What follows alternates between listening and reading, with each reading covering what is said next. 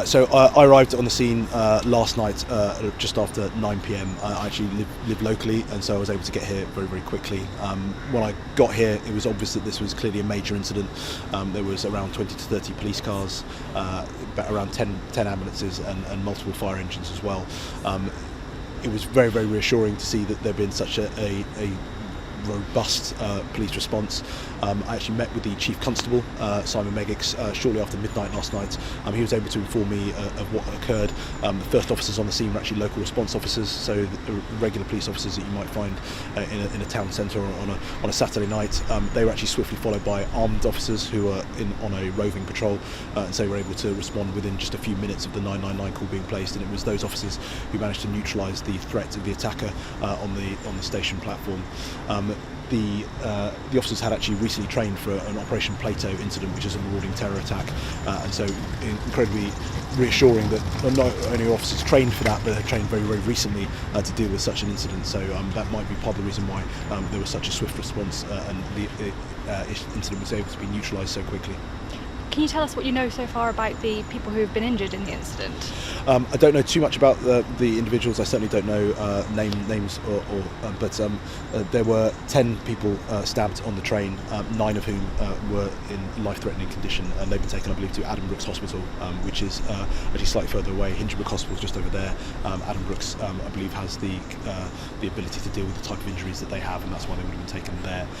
But yeah, 9 injuries, 9 life-threatening injuries from that attack, which is truly shocking to experience. The attack took place shortly after the train left Peterborough station. It's around 14 minutes from Peterborough to Huntingdon.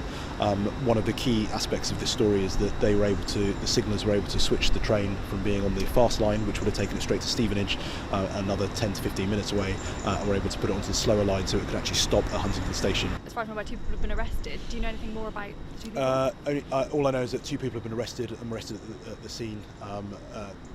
That's as much information has been pushed out at the moment. I would hope that British Transport Police are going to release some more information about the suspects when they do their press conference later on this morning. I think it's vital that some information comes out to stop any misinformation and speculation from being spread. I saw this last night when I put out a tweet saying that I was aware of the incident. I was trying to find out more information. Hundreds of comments came back speculating as to the nature of the attack, the motive, background of the attacker.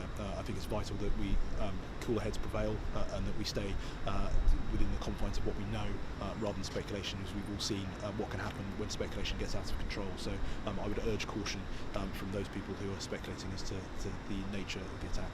And are you going to sort of be briefed personally at any point today, do you think, with some more information about the suspects' backgrounds? Or? I don't think I will personally be briefed. The information will come out. It's quite fast moving. I met with the Chief Constable just after midnight last night, but British Transport Police actually are leading the investigation.